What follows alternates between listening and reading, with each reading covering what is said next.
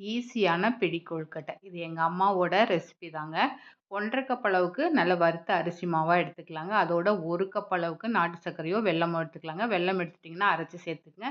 இதோட ஏலக்காய் பவுடர் தேவையான அளவு சேர்த்துட்டு, ஒரு பிஞ்ச் உப்பு சேர்த்து கலந்து விட்டுட்டு, கை பொறுக்கிற அளவுக்கு சூடுள்ள சுடு தண்ணி எடுத்துக்கிட்டு, கொஞ்சம் கொஞ்சமா தெளிச்சு விட்டு கலந்துக்கலாங்க. தண்ணி அதிகமா போயிறக்கூடாது.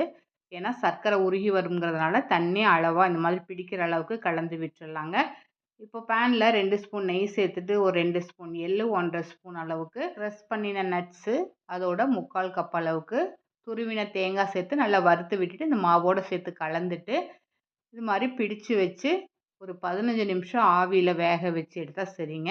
இட்லி பாத்திரம் இருந்தா இட்லி பாத்திரத்திலயும் வேக வச்சுக்கலாம். இல்லைன்னா இது மாரி பாத்திரத்தில பட்டர் ஷீட்ல நெய் தடவிட்டோ, இல்ல இலை போட்டோ, அதில இந்த கொழுக்கட்டைய வச்சு ஒரு 15 நிமிஷம் வேக வச்சு எடுத்தா சுவையான பிடி கொழுக்கட்டை ரெடி. ட்ரை பண்ணி பாருங்க.